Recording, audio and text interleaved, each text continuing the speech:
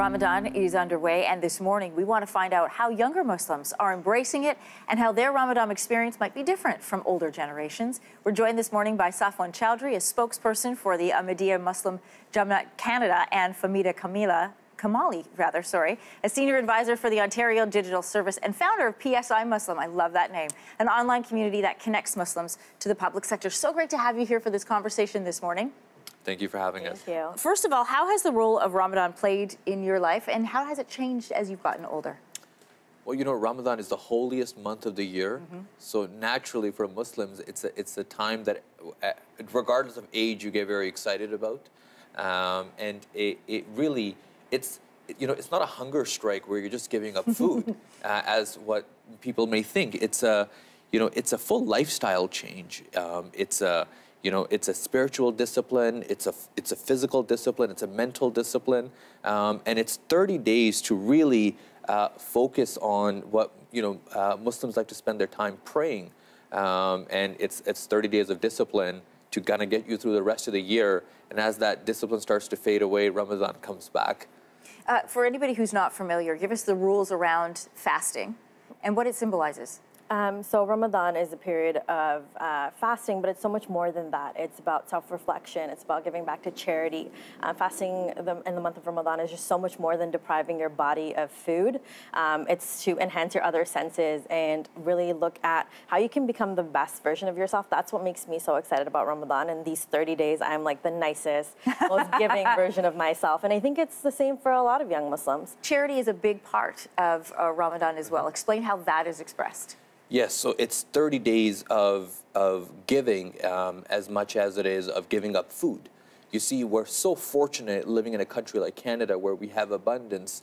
We don't go meal to meal thinking about where the meal is going to come from. Rather, the toughest thing is what do we want to eat and not want to eat, where many people around the world are fortunate or feel fortunate if they can just have one meal.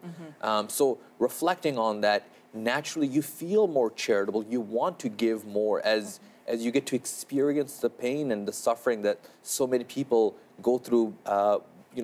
Hunger is not a choice, and it's something a lot of people have to endure through. So naturally that emotion of charity comes out, of also inviting others to have iftar meal with you. You want to share your meal when the fast ends with Iftar others. being the meal that you have after sundown. Correct. So it's the meal that you can finally have once the sun sets, and it's a meal that is typically had together in community. We even invite our non-Muslim friends to join us for that meal because of the aspect of sharing with others. You even wrote an article for non-Muslim friends and how they can participate in Ramadan. So I created a slide deck for all my colleagues, and it was called Ramadan Tips for Non-Muslim Friends of Muslims. And it literally just explains how you can be a good friend or ally to a Muslim. So it has all the fast facts, facts that people don't share, like did you know that we have bad breath because we're dehydrated? And also, if you want to participate, you don't necessarily have to fast or give up food. There's other ways you can come to an iftar meal, break bread with us. Charity is so huge. You can participate in various charitable activities. There's a number of activities across the GTA where people come and give back to food banks or shelters. What is it like being a young Muslim in Canada today? And how does your practice of Ramadan differ a little bit than maybe how your parents practiced or your grandparents? Canada is a very unique country in a way where we're very culturally diverse. People are generally familiar, at least in the metropolitan cities, of what Ramadan is, that Muslims are fasting. My coworkers and colleagues get very concerned about me, and they often say, "Oh my God, Ramadan is here," and I go, "No. It's a month that we look forward to this month. This is not something to be feared or to be worried about, or to be pitied for." Yeah, or to be pitied for. But although you have to skip all the office birthday parties. And you have to skip all the after-hour company curricular events, and typically, spend time in prayer. Most Muslims also aim to finish at least one full reading of the Holy Quran. So you try to sneak out time to be able to do that because it's a pretty sizable book. You have 30 days to finish the whole book.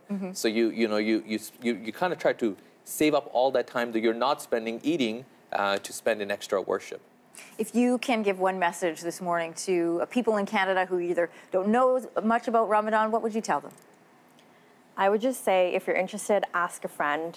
You can read my deck, obviously, online, but just ask and show interest. You don't have to make assumptions. Ramadan, like my colleague said, is not hard for us, and we just want to Thank you both. share.